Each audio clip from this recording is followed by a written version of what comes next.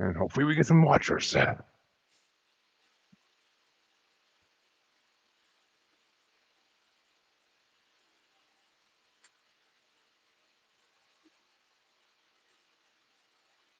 Welcome to Paranormal, the New Normal. My guest tonight was recommended to me by a friend of mine, Harvey Laguerre, from Bracket Bastards and Men of the Prize podcast. So when he recommended him to me, I'm like, oh, I'll definitely have to get him on. And my guest is Mike Martin from the Project Mindfully Outdoors podcast. And did I fuck it up? No, you hit it right on spot. I'm proud of you. Yay! But so yeah, the Project Mindfully Outdoors podcast, which I had not myself had a chance to check out, but it sounds interesting, so I definitely want to have to check it out at some point. And how you doing tonight, Mike? You know what? I'm doing good. How you doing tonight? I'm doing good. My second live stream today, so can't complain. Good to be here. Good to be here. How's it going, V Team Paranormal? Some of the regular Parapost watchers. So we like to start this show always with one simple question. And I think I know the answer to this question for you, but what made you get into the paranormal? Actually, I'd never put a lot of thought into this, so I was getting ready to have this conversation with you. And it ties together in this interesting kind of way because we're all based on energy.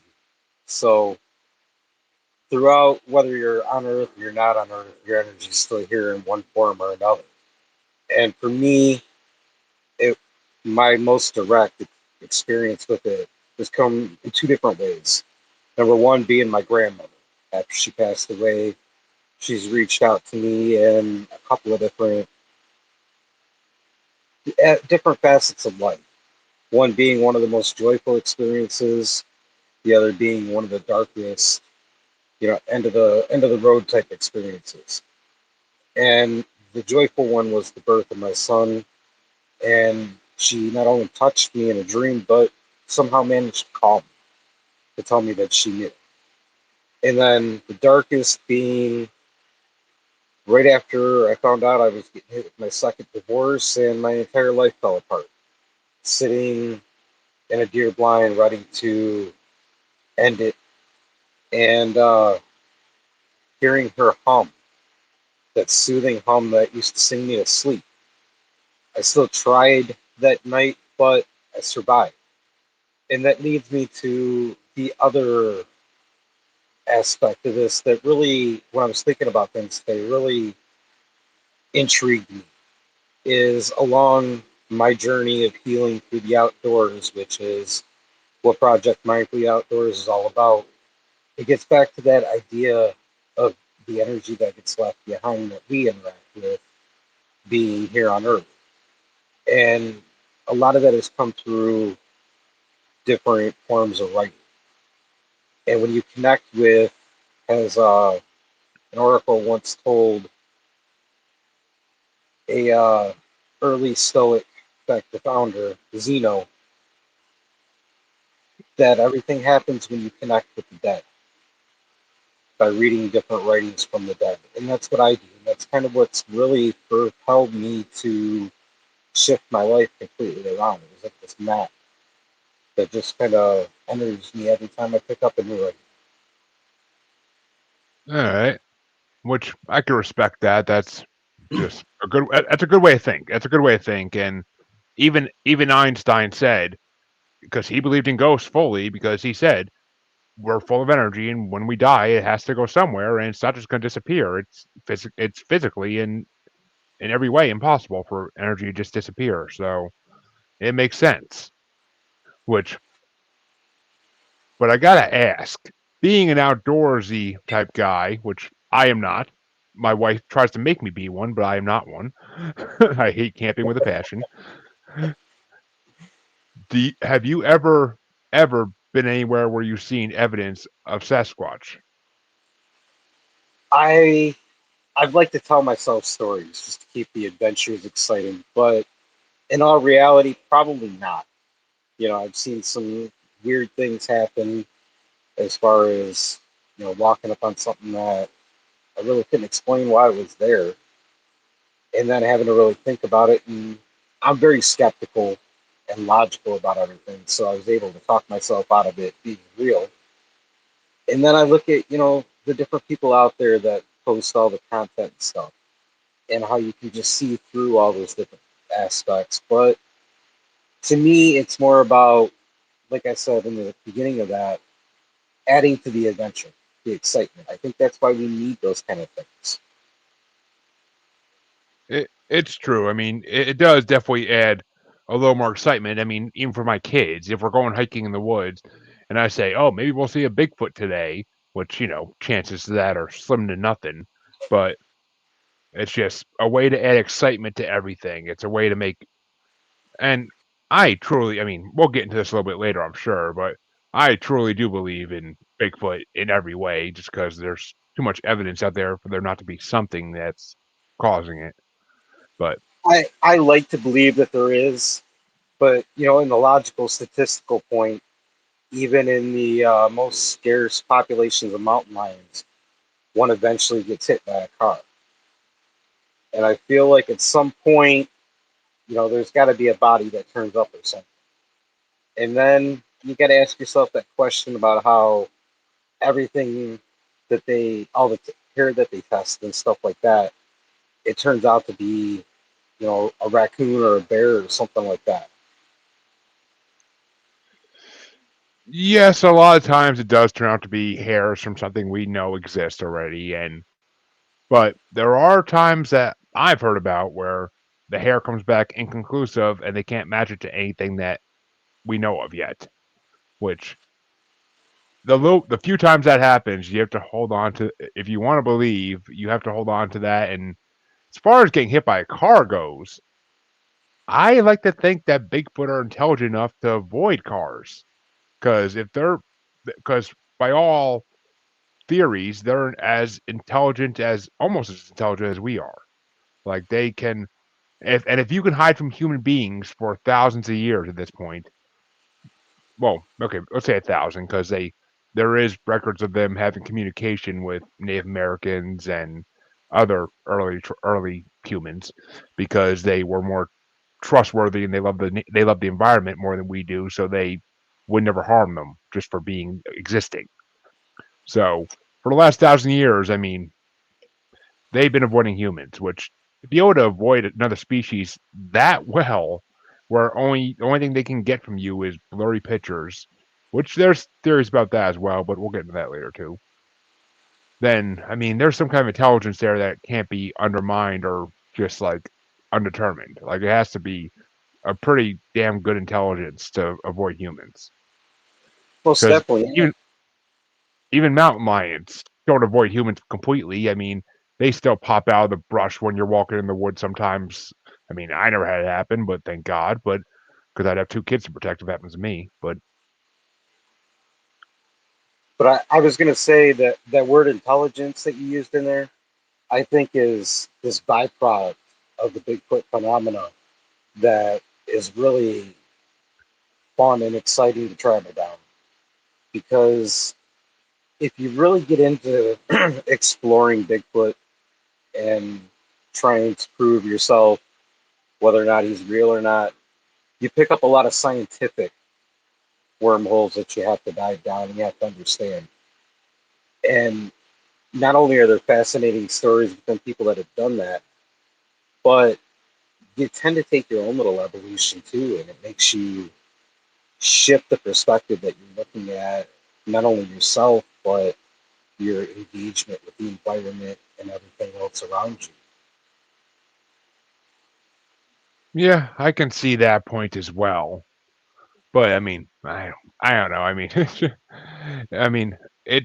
I mean, and to go back to the photograph thing, even the fact that every photograph of them, even because I follow this couple on Facebook, and they supposedly, I mean, I never met them, I never talked to them, so I don't know this from a hole in the wall, but supposedly they live in the wilderness basically, and they post pictures every day of basically a tribe or family of Bigfoot that live around their property.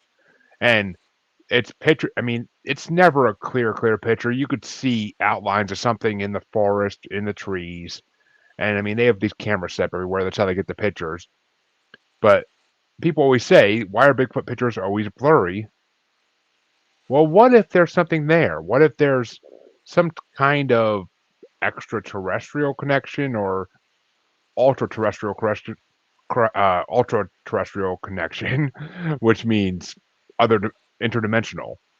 What if they are have the ability to make themselves blurry in any kind of electronic that captures them?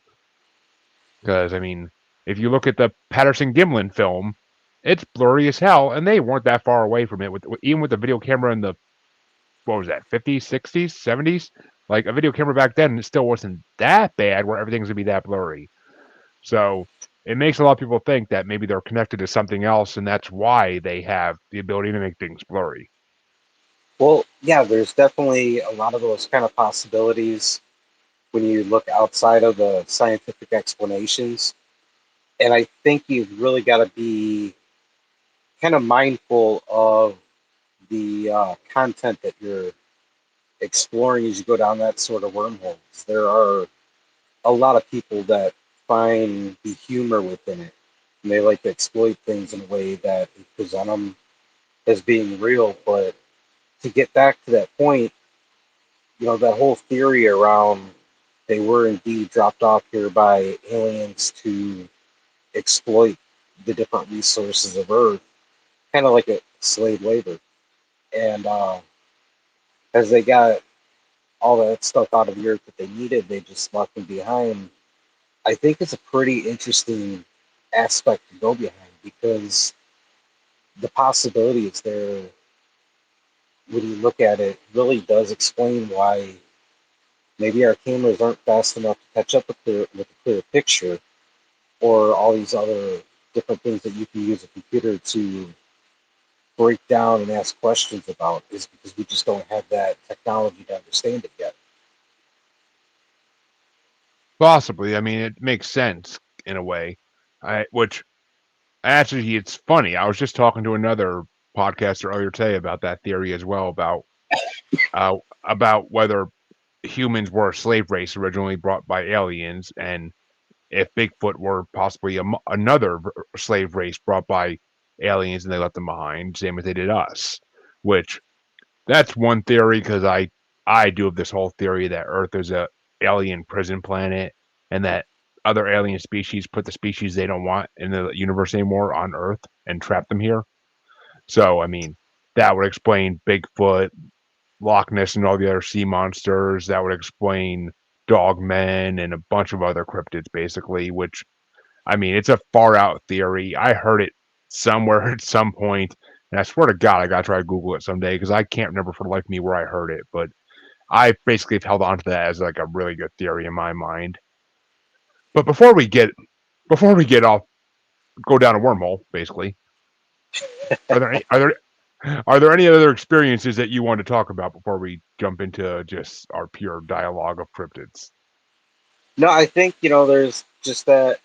It really, I think, foreshadows and kind of covers all this, that connection that we each have with the energy of the land, and that connection really fuels the concept of storytelling.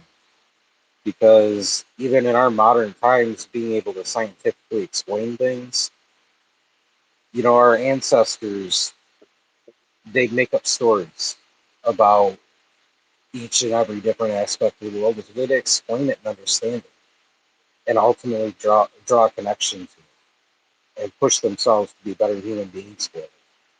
And I think that's still something that we carry today, and we still use, but in a completely different context. Yeah, I mean, I agree because I mean, Native Americans for one, they had stories for literally everything. I mean, the earth moved because it was on the back of a turtle, and the coyote was there to trick people, and every animal had a purpose to them. I mean, every animal was some great godlike creature that had abilities or was there just to teach lessons. But the funny thing is Native Americans, they when they met white men, they would tell tales of their ancestors trading with tribes of hairy giant men, which a lot of people have pointed to as being possibly a Sasquatch or a Bigfoot. I mean, because Native Americans tend not to lie about like their past as much as other races do, from what I've seen and what I've heard. But I mean, do you think there's any possibility that maybe Native Americans did learn to communicate with these creatures and trade with them? I think that that falls along their ideology because it was all about that connection and that communication, respecting everything as an equal. So I feel like having that sort of mindset, if Bigfoot was indeed out there, that would draw them in to be willing to pull and pool resources and whatnot to make survival a little bit easier. And how you mentioned about the Native Americans being the least of all to lie about their heritage and where they come from, to make up stories to cover things up. I think if you go down that path, us as the race that or the culture that took over and wiped the Native Americans out, we really got that idea of customizing the narrative down. So if there's a subject that we're not comfortable with, that we don't like, we just we change the details.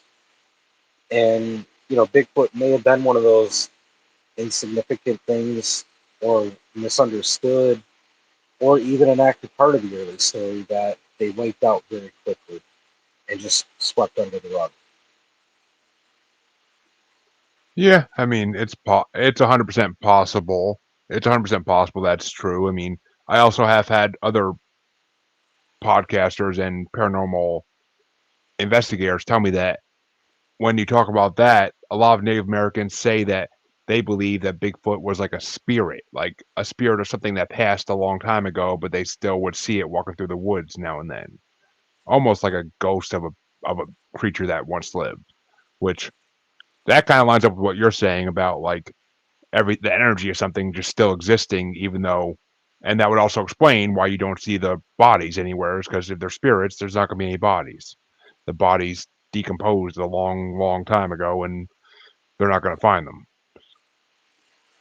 Definitely, definitely sounds about right if you're walking down that wormhole because you know the narratives, the stories, the way that they put the connection to everything on Earth in a beneficial way, I think really defines kind of that spiritual aspect that they share.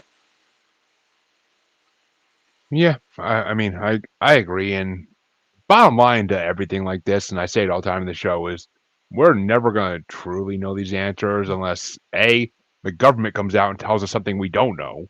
Like, oh yeah, Sasquatch exists. We've just been protecting them all these years. That's why you don't find bodies, because we get rid of the bodies when they're reported, and we take care of the witnesses too. So typical government style. But Now, I think like the ultimate way is the idea that that senator down south came up with is opening up an actual Bigfoot hunting season, and that right, if somebody was actually successful, would give you the proof that nobody could dispute any further. see, I mean, I see the logic behind that idea, but to me, it'd be like hunting like these gentle creatures that rarely ever attack humans unless humans are on their territory, supposedly. So, I mean, I'm all for hunting. I'm all for hunting as long as people use the actual carcass instead of just hunting for the like I don't support big game hunters who just hunt to get a trophy. Like to me that's horrible.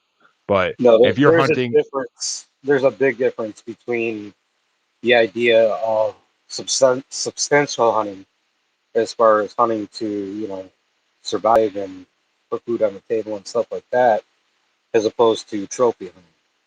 Trophy well, hunting is kind of one of those, I guess, more tab- not so much taboo, but you know, aspects of the hunting community that we're trying to get away from because it's becoming more and more less accepted. Yeah, I mean, especially in the days of social media now, I know most when big game hunters have like their picture posted on online, they get so much hate for what they do. Like like the freaking it was the one guy who shot a lion like 5 or 6 years ago, and like he had a picture posted with him with the lion online, and oh my god, the death threats on Facebook against this guy were freaking huge. Like, and I was just like, all right, I agree with you guys. If he should get put out and get hunted like the most dangerous game type of stuff. But Yeah, see that's kind of, I don't know. That's like the culture in different areas of the world. Has we've moved into like the conservation aspect becoming the most important part of the hunting experience. We've really gotten into getting away from that, and as we've gotten away from it, I feel like it's kind of become a rallying cry for the the space that's against the outdoor activities altogether. You know, you put something up, not understanding the context that you see it, and that's like a rally cry for, hey, this guy's out there just killing something just to kill it. We need to stop it. But in reality, most of us are out there hunting not only for the fact that we get to put food on the table with an amazing story behind it for dinner time conversation, but we're also doing it as part of the conservation, being mindful of how we can help keep these herds in a healthy and good space. yeah, which I agree. I mean, the deer population is way overrun in some areas, and coyote populations out of control in other areas, and hunters do help bring a level to all that, which I completely agree with that. I mean, yeah, I don't expect anyone to eat a coyote because I'm pretty sure that'd be nasty. But I mean, I'll take some free venison any day. That's all I'll say because venison's freaking delicious. But yeah, I mean, but then that's the other aspect of this. I always think of when people say like they want to hunt Bigfoot. I'm like, are you gonna try to eat them after you kill them? Like that's what I want to know. Like, how's the meat taste? That's what I'm curious about. Right. I And, mean, I know. that's the other aspect of the conservation thing. Us as hunters and fishermen out there, it's a self sustaining program. We pay for it. And that was kind of where the senator down south was coming for was, they're going to buy these tags, these licenses to go out and pursue Bigfoot, which most likely they're going to come up short, but they're going to be happy to pump that money back into the environment. We're just giving them another buying opportunity, a reason to get out in the field with a little bit of motivation and excitement. And for us, that's kind of like being a little kid in a candy store. We all go out with the ultimate idea of harvesting and bringing something home, but for a lot of us, it's more the time and the experience, living the adventure. When I go out and I'm hunting, I think I probably name every single deer that I've ever encountered just because I'm out there for that connection with the land. I'm out there for that story and finding something in it that's going to inspire me to go further in my life and in my journey. And if I'm out there building this connection, like I can give you an example. The first time that I ever ended up really stalking a doe and actually naming a doe. Naming is usually reserved for bucks because that's what we all get excited about is horns and antlers, right? Yeah, But of course. this would have been my first time encountering her was 4 hours after my divorce, after my second divorce was final, and I was really in an agitated place, just getting out of court. Went out to a friend's house, and they were gonna let me hunt their land.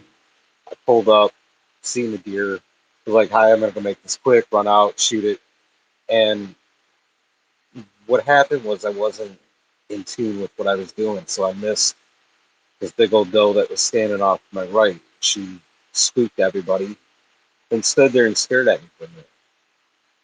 I was back there about 2 days later, didn't see anything. On my way out, I locked eyes with her again. And then ultimately, 4 weeks later, I came to Harvest, who I named NYX, the new beginning. And there was a certain sense of satisfaction, the fact that I got out there every day, even though I was in that horrible mindset, and just putting my nose to the grindstone, knowing that that was the ultimate goal. And when I achieved that goal, it gave me the opportunity to reflect, touch her, and to see that, you know what, I can make something of the new reality that I'm sitting in. All it takes is that work and that dedication, that drive.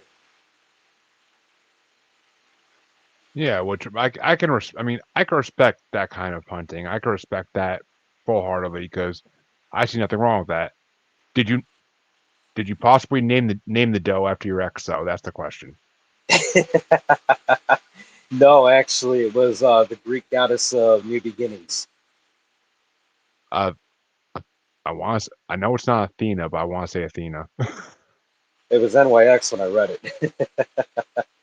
I was Oh, probably Nyx, way off. Nyx, Yes, yes. Nyx. Yeah, okay. I'm pretty good with Greek mythology, but once you get down to like the lower non-Olympian gods, like it kind of gets a little hazy in my head. But I know the main ones. But when I get down to the lower ones, it's like, I mean, so and all it. Have you ever gone hunting in like this? Well, you live in the South, if I'm not mistaken, right? No, I'm up in Michigan. Oh, dogmen territory. Yes, So you have heard of the dogmen, right? I'm guessing. I have. Never. I mean, I doubt it, but you never came across any of them in the woods, which is where most Never people do had see that them. encounter. Never had the encounter. Yeah, but I'm sure it's a story hunters tell each other up there to try to scare the shit out of each other, basically. But Actually, the first time I heard about it, I think I was 8. I was on the boat with my grandfather and my uncle, who decided to tell me that story just to scare the shit out of me. And I think it worked for a minute. I'm sure it would, because I mean, dogmen basically, as far as most paranormal believers believe, it was the precursor to what became eventually, and I hate this freaking word, werewolf lore. Because I hate the word, I hate werewolves. I hate the name werewolf. I really do, because it's just a fancy. They made it up. They made all these rules and different aspects of the lore about this creature that exists supposedly, but they made it so it could be put in stories and movies and all that, and set all these rules so that people can kill it a certain way. But And because that's kind of dogmen, how that's kind of how like stories evolve over time through as they're handed down generation after generation. And where we're at nowadays, everything's got to have rules. So we've got to make up some kind of rule where that fits in there. yeah, I mean that's why I hate the term werewolf, because that's what that is. But dogmen, I mean, they're one of my favorite cryptids to talk about and theorize about, because there's actually a website called North American Dogmen Project, and it has a map of the United States on it, and there are all these red dots of different encounters different people have had all across the nation.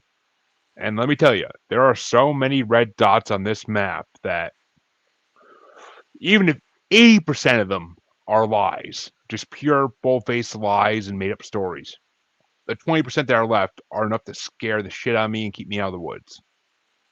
I'll tell you that much. But it's just because I mean it's creepy, because I mean dog is supposed to be man's best friend, but I don't think dogmen are going to be man's best friend if you run into one, because they're going to be terrified and they're going to be defending their territory. No, most definitely. I'm actually south and east of the Dogman Bigfoot line if you kind of track the historical sightings through Michigan. So really my biggest fascination and stuff that I've been diving into a lot lately with it is what was his name? Rover Oh, Grover Krantz. that's it. Is the work that he did. And I got exposed to that based off of a podcast that kind of told the story about how he got so into Wild it. Thing. Yes. I love that show. Yeah, it was very well done. Yeah, his I believe it's his niece that's the host of it, or his Sounds great like niece, or something like that. Yeah, but she does a good. She did a really she's done a really good job. The first and second season were great. The third season kind of went off the paranormal realm into nuclear, and it was like, okay, it was still interesting. I still learned a lot, but it's not why I signed up for the podcast to begin with. But I still supported her and listened to the whole season because it was interesting at least. But I like history. But yeah, Grover Krantz was, I believe a lot of people call him one of the four horsemen of Sasquatchery. It's him and Lauren Coleman and Patterson, and I think either Gimlin or somebody else. But I mean, it's yeah, because and you're actually, if you're in Michigan, you're a little bit east of the two most famous dogmen uh, legends, which is the Beast of Bray Road in Wisconsin, and also actually, well, no, and then the other one's in Kentucky. It's the Beast of the Land Between the Lakes, which that one has some really horrific elements to it because it basically is a dogmen slaughtering a whole family, including kids. So on a it's an island in the middle of a river that no one could have got to that night. Like no human could have really got there that night. So I can't. No one can explain it. It's people have been trying for I think it was 15, 20 years ago at least it happened in the 90s. So people have been trying to explain it for a long time, and it just can't be explained. I mean, it's strange. And the same for Bray Road because that dogman has been around for since the 70s, 60s.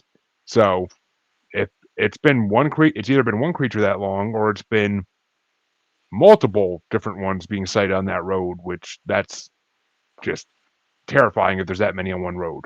But well, I'm who knows? curious, what's your take on is it just one that's just kind of stood the test of time? Is it a generation? How does that work? In my mind, dogmen are like Bigfoot in my mind.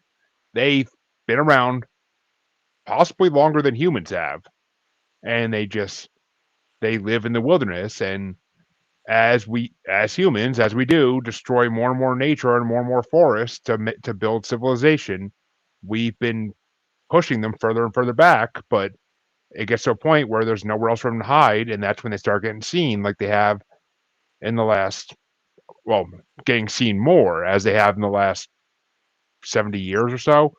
There's been reports of them like more and more. I mean, but also you got to think about it this way. Look at Anubis, the Egyptian god. Look at the one Aztec god I can never remember the name of, who looked the same way as Anubis. Like these were dogmen, technically, who were worshipped as gods in ancient times. And yes, people theorize that they were just aliens that came to Earth and that's who they were worshiping. That's why they look like that. Or they just made these gods up out of their brains and said, "Oh, this one looks like a dog. This one looks like an alligator or a crocodile in it because that's what's around us. So we base our gods on what's around us." But it's interesting because I had a guy in my podcast about a month, actually like a couple months ago now, and he was in the army, and one of his buddies he was serving with over in Egypt saw a statue of Anubis, and he started freaking out, and he was like, "What is that thing? What is that thing?" And they told him like that's a statue of an ancient Egyptian god named Anubis. And he's like, I saw something that looked exactly like that in my backyard twice when I was a kid growing up in New Orleans. So just the pure fear in someone's face when they see a statue from thousands of years ago, and they can think it's something that still lives today. I mean, that right there just tells me that they can't be. They're not making that up. If they're going to have that pure fear from seeing something, like nobody brought up a story of cryptids or anything. They were just doing their job over in Egypt. But so No, I think it's it's that migration that really raises the question, because how do you get from one side of the world to the other and have things that are so identical? As we move from, across the world, we've kind of developed different traits. We've evolved a little bit differently, and yet those are like the common themes.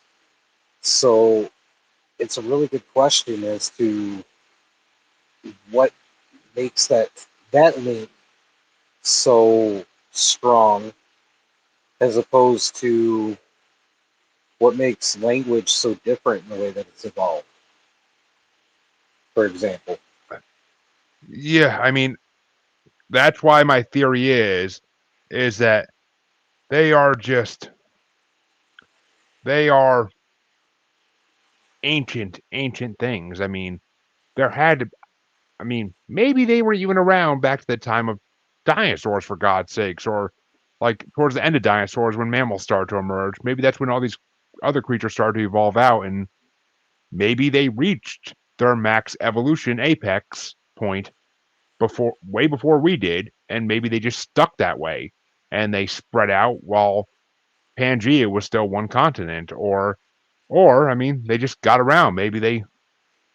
I mean, dogs can swim somewhat. I doubt they're crossing the ocean, but I mean, maybe they found their way onto ships somehow. They snuck onto ships and hid there or something. I mean, I don't know because no one has ever really hypothesized that dogmen are intelligent by any means, like they do with Bigfoot. I mean, dogmen usually are just more primal and more. I don't know. It's just because I've had another guy. I had another paranormal investigator out of Pennsylvania, Lon Strickler, on my show about a month ago, and he runs a thing.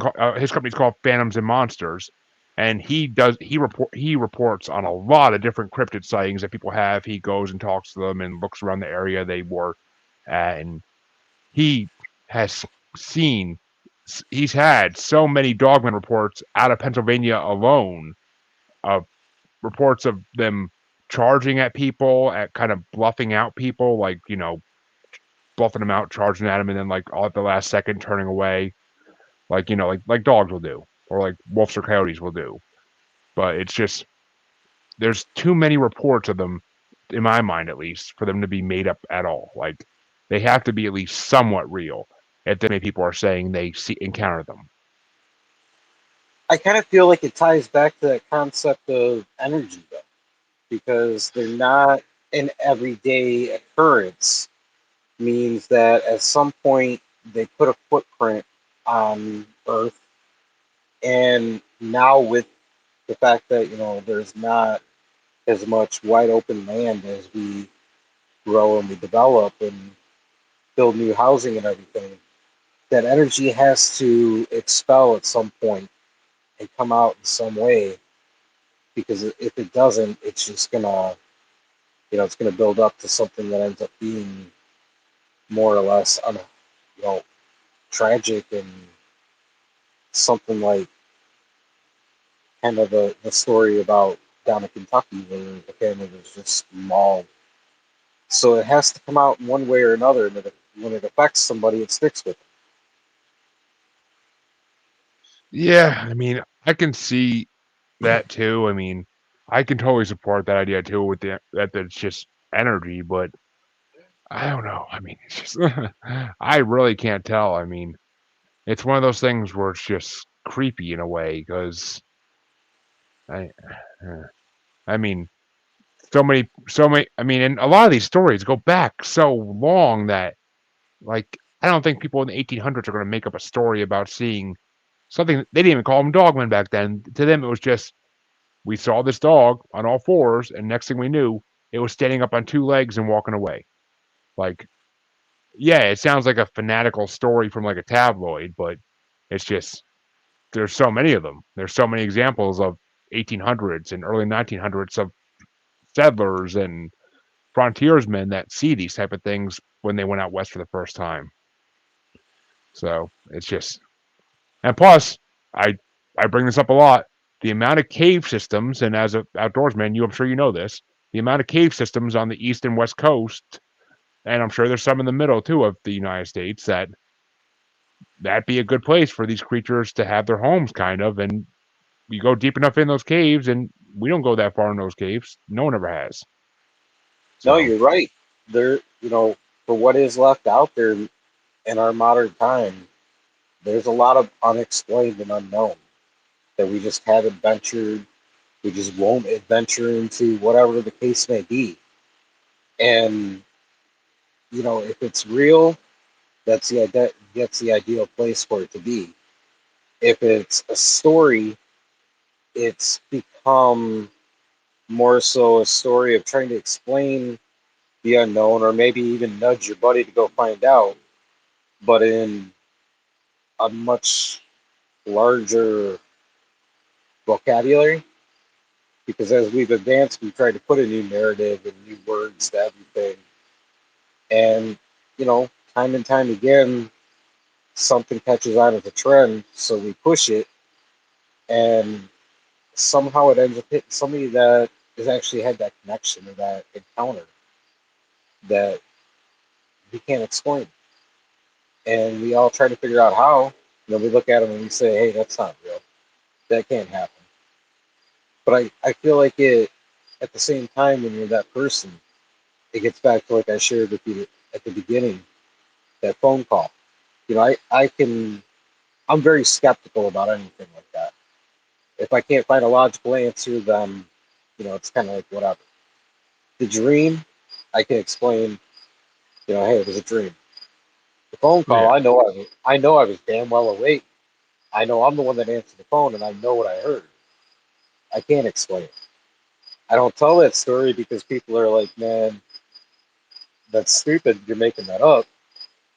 But I can tell you every bit about it. It's something that stuck with me. And if somebody had that experience and was telling me about it, then yeah, it's going to kind of startle me, and I'm going to be able to relate and connect to it. Meanwhile, somebody sitting across the table, the bar, whatever's going to go, that you guys are just making that shit up.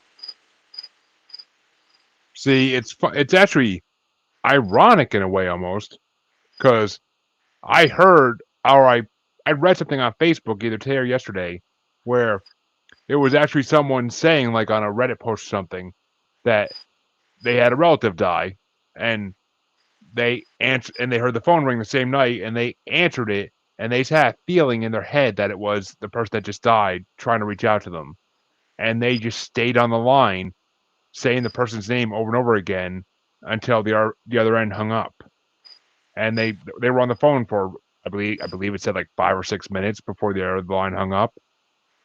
So I truly do believe that spirits can try to contact us. I mean, I live in a house with two spirits, so I completely believe that spirits exist and that they're around me because I get the feeling of it all the freaking time in this house. I mean, the couple that built the house still live here apparently. So, and it's creepy at times, but at other times it's almost peaceful in a way because it's like a guardian angel watching over you in a way almost. But or at It's least or at ironic. least I've shared the go ahead. story on my show. I shared it with during the course of an interview with the spirit medium Daniel, and he was trying to tell me and explain it to me, and obviously I didn't have any logic behind it, so I wasn't exactly perceptive of it at the time. But in a way, it boiled down to this idea that when you have those kind of interactions, it's because they're nudging you along in order to ultimately find the chunk of knowledge that you're supposed to latch onto, absorb, and go further in your life to ultimately complete the goals that you're here for. Yeah, which I mean, I actually have had I've had a few mediums and psychics to my show over the last 4 or 5 months since I've been doing the show, and one of them actually after we stopped recording and it got off live, I literally had one tell me that right to the right of me in this chair that there was a spirit that appeared next to me. Well, that has been next to me, she said, and it basically she did a quick like reading of it and everything and tried to see what she could see, and it, according to her, it ended up being my grandfather, which I the details she gave, she couldn't have just made up because she didn't know me from a hole in the wall. We never talked or met before that day. So she couldn't have been like, oh, I know, like she couldn't have known like all these details about my grandfather when he was younger. And it's just, it was trippy. It was a very trippy experience. And the whole time I was talking to her, I had like this feeling in the middle of my brain I couldn't push away. And my back was cold as ice. So I kind of believe that there was something there that I can't explain. That's for damn sure. But hello, Rachel. If I'm saying that right, I'm hoping I'm butchering your name, but which I tend to do. But so let me ask you this: what do you think about sea monsters, lake monsters such as Loch Ness and Ogopogo and Champ and all the other ones that are supposedly out there? I mean, you said earlier that there's a lot of the world that we haven't explored yet and that we don't know about. Well, when it comes to water, that multiplies by like 100 or 1,000 because the ocean's a mysterious freaking place we can't even begin to crack the mysteries of yet. So, what's your No, opinion on that? you're so right because if anything is possible as far as evolution goes. We come across the skeleton and we're like, okay, well that thing's gone. But yet there's so much uncharted depth down there that we just can't get to. Who's to say that we're right, that it didn't just evolve and go deeper to get away from whatever it was that was killing it off? It's that concept of evolution, that concept of the hopefulness of what's out there. I love the idea of there being new species that get discovered. They get discovered all the time. Yep. I mean, a lot of people say that this hurts the argument for Bigfoot, but I mean, gorillas weren't officially discovered until the early 1900s, even though natives in Africa told white men for years, "Oh, we hear and we have seen these hairy creatures that walk like men and are huge in the mountains, but we don't know what they are." And for the longest time, it was almost like a Bigfoot type legend, and then it turned out to be gorillas, which now we know exist. And unfortunately, they were in danger for a while because of humans. Because after we found out they existed, which some creatures I think it's better we don't find exist. But No, I got to agree with you there. It's kind of like humanity. The experience of being human is like a double-edged sword. We get excited, we get behind something, and we just go at it. We don't really think about the effects of whatever it is we're doing until it's almost too late. exactly, I And mean, no, and it's about finding that balance because we find any of these new species that we sit here and we throw ideas back and forth about, and it's going to be like the next jet. We're all going to jump on and go after them, and we got to know everything about them. We got to touch them. We got to do this. We got to do that. Sometimes they're better off just left alone. And yeah, no, go ahead. which is why I'm actually happy we don't explore the oceans as much as we want to, because like there's this one whale species. It's like a narwhal. It has like a little horn on its head, and I just heard about these the other day actually, but there's only 3 or 4 of them supposed to be left in the whole planet, and I mean probably due to like boating accidents and whatnot. I don't think people didn't really knew they existed, so I doubt people were hunting them. But we probably did kill them off 500-600 years ago. A lot, who knows? Back when whale hunting was a normal thing. So I mean, I want us to stay out of the oceans as much as possible because one, we don't know what's really down there that we could be bringing up with us. I mean, I don't like to quote movies that much, but the Meg itself had a good point because we go down deep enough, we may bring something up we don't want to bring up because I am a firm believer that megalodons could still exist somewhere in the ocean. They really could. We've captured images of huge, huge sharks that we can't identify from helicopters and from satellite images. And like, do we really want to know these things exist? Like I already don't like going in the ocean because of sharks to begin with, because that's their domain and I'm staying the hell out of it. Like, we don't belong there. That's their domain. They're the apex predators there, and they're there for a reason.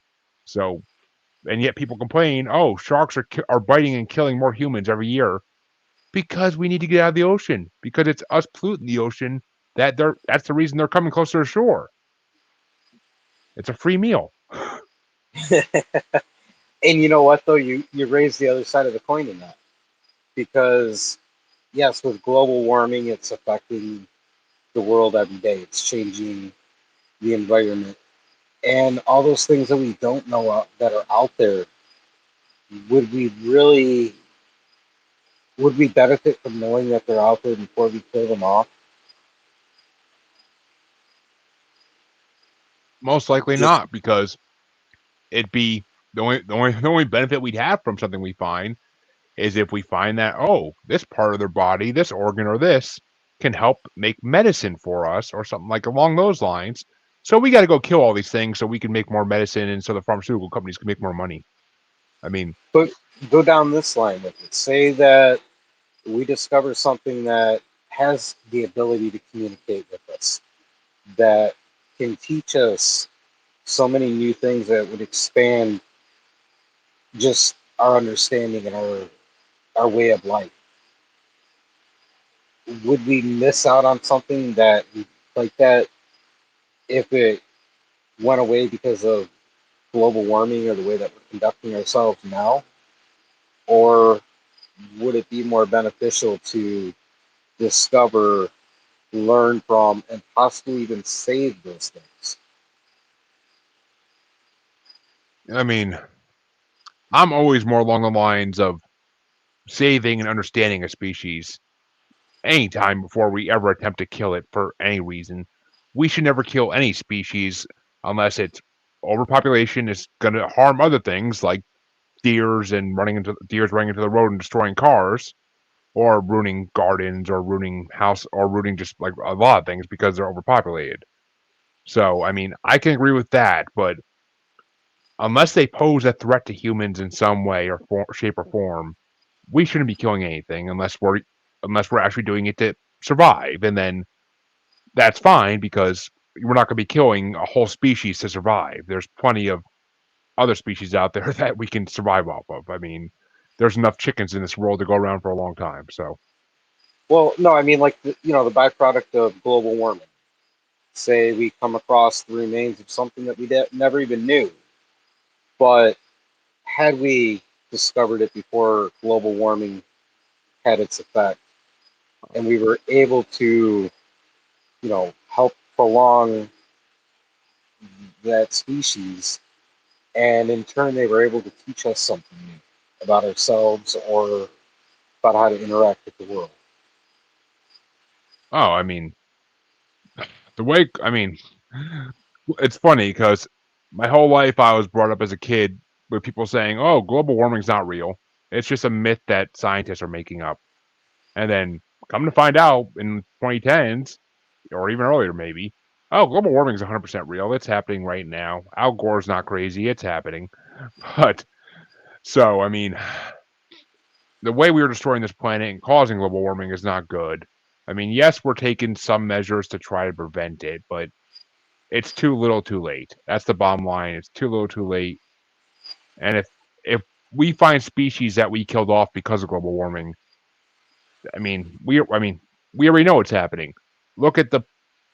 I mean, I know it's not as bad as they make it seem on the World Wildlife Foundation commercials, but look at the polar bears. Look at the penguins. Look at other Arctic creatures that are slowly dying off more and more because literally the land they live on is being destroyed by global warming. So, I No, mean, see, that's it's where like that's kind of where the conservationist in me really tends to disagree with that absolute part of it as far as there's nothing we can do. You know, you look back at the hide hunters. They hunted the buffalo till near extinction, not even really realizing. I'm sure somebody gave some thought to it, but it wasn't at the forethought until finally they showed up and the buffalo did. And then they stood there and they looked at each other and said, "Hey, we did something wrong."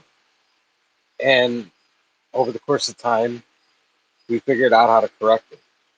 And I think the same thing plays true for the environment for global warming. You know, we destroyed the environment for years, not thinking about it. Now we're just staring at each other going, "Hey, we did something wrong." So now we're starting to figure out how we can conserve what's still here. And that becomes the building blocks to restoring and rebuilding and helping the environment to get back to that healthier state that it used to be in.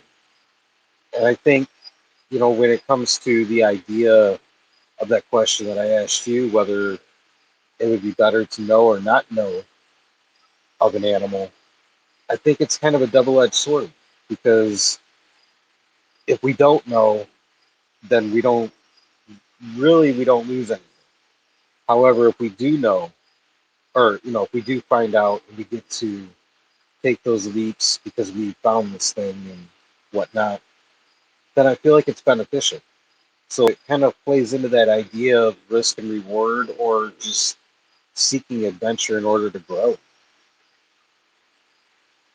yeah. I mean, that's the problem. Is we realize there's a problem now, and we are trying to fix it slowly by slowly. There's some billionaires out there that have money that actually care, and they're trying to do what they can to get people to change and they're trying to solve things. But part of me it still always feels like it's too little, too late because I think I fear for my kids and for their kids what the future will look like of this earth. I mean, I can see the world turning into eventually a, a waste planet with nothing left and people are fighting to survive every day because it's just there's no resources left and everything in this world got destroyed. I mean, I could see that coming in the future unless we drastically start changing things, which we're not going to because a lot of the biggest problems are these companies that are the biggest criminals in all this in a way. They don't want to stop making money, so they're going to try to keep things going the way they're going. But I think that comes in a shift of mindset through education because, I can only imagine that when they were going through the lack of buffalo, when somebody seen one, he stood up and said, "Hey, to not shoot that thing right now is the stupidest thing I've ever heard of. I'm going to go get it." Meanwhile, five or six of his buddies are saying, "If we shoot that one, we're not going to have that one to help bring on the next generation." So they had to shift the mindset to start governing a little bit tighter the hunting seasons, building regulations and rules that they taught generations coming up to abide by. And there was a lot of backlash. There was a lot of fighting back and forth throughout different camps of hunting, different philosophies of it, and everything. But we got there. And I can't say that, the buffalo is running wild like it used to. There's only a couple of herds, but they're self sustaining and they're healthy. They're there. We can't go back and we can't fix everything, but we can put that baseline in play and protect it. And it's about opening up the forum, bringing all the different schools of thought together, and getting that firm foundation hammered out. I I agree. I 100% agree, and it's just those naysayers are the ones that are always the issue. The ones that don't want things to change because they're stuck in the past. Those are always going to be the issue, and it's just trying to convince them otherwise. Which that's biggest challenge we face is that. I mean, eventually they will all die, they'll all pass on in the old generation, and the new generations will try to set things straight, but it's just hard to, I mean, I don't know. Hopefully it's not too late. That's the only thing I can say is hopefully it's not too late for this world and that things can be turned around. I don't feel it's too late. I feel like there's slow progress now, and as we teach the next generation, they pick up the ball, and one by one it starts to roll. I can see that. I mean, I always whenever people try to say it's too late, I'm always the one that says maybe not, maybe not. I mean, but then again, we won't know because it's not going to happen till long after we're gone, and our kids are gone, and generations after us are gone. I mean, it's not coming tomorrow. That's all I know is that it's not coming tomorrow. The world's not going to end tomorrow because of this stuff, and as long as we keep taking right steps towards it, there could be a future. There 100% could be. Yeah, May not be. it takes the hope. If there's a hope, Yep. there's a way. Yep. I agree. I agree 100%. And this may be the most serious talk I've ever had in this show.